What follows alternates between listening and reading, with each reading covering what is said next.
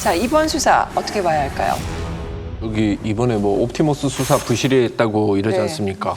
아니 라임 옵티머스 수사가 이 모양 이 꼴이 된 거는 추미애 장관이 남부지검에 있었던 증권범죄 합수단 없애서 이렇게 된 거잖아요. 조국장 전 장관의 뭐 10분의 1만 뭐 검증이 들어가도 뭐 거품이 꺼질 것이다, 뭐 풍선에 뭐 바람이 빠질 것이다 이런 이야기를 하고 있던데.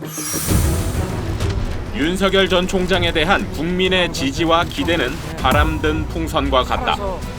추미애 전 법무부 장관이 윤 전 총장에 대해 내린 평가입니다.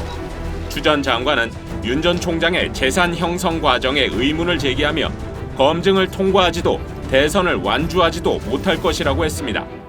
조 전 장관에 대해서 전개했던 그런 정도의 검증의 10분의 1만 한다 그래도 이 풍선, 빵빵한 풍선이 금방 터져버리지 않을까 이렇게 생각을 합니다.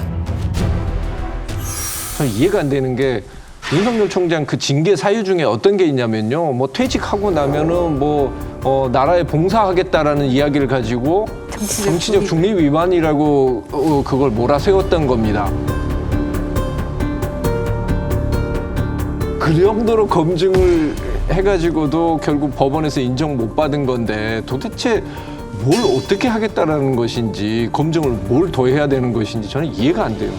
한편으로는 정치적 리스크는 엄청나게 크잖아요. 어떤 식으로 결정을 내리든 간에 굉장히 리스크가 큰데 문제는 뭐냐면 이게 수사할 사안이냐라는 거예요.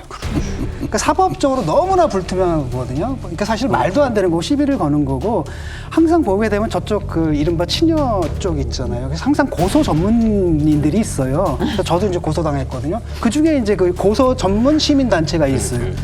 이게 이제 이른바 강성들이거든요. 여기 이제 당이 끌려다니고 공식 조직이 끌려다니니까 이게 문제라는 거죠. 이러면은 윤석열 전 총장만 좋아하죠. 그러니까요. 뭐 그냥 계속 얘기가 되면 그동안 공수처에서 뭐 수사 들어갔다 그러면 또 한 번 또 나올 맞아요. 거고 계속 잊을만 하면 그냥 기억을 계속 되살려주면서 나중에 또 무혐의 처리 될 거거든요. 이거 무혐의 처리 딱 되면 봐라. 또 이렇게 될 것이고. 사실 그 옵티머스 수사 관련해서는 전파진흥원에서 고발을 했다가 고발 치하를 한 사건이었잖아요. 고발 치하를 한 상황에서 검찰이 뭐 수사를 더 해 들어갈 수는 저는 없었을 것이다 이런 생각이 들어서 이걸 뭐 지금 또 고발인의 조사를 하지 않은 채 이 수사를 하겠다라고 하는 것도 상당히 어불성설인 면이 있다 이런 생각을 하고요. 더더욱이나 공수처의 경우에는 그 이성윤 지검장에 대한 수사를 할 당시에 이제 차를 제공했고 이것이 이제 기사화가 되자 또 기자를 내사했다라고 하는 거 아니겠습니까?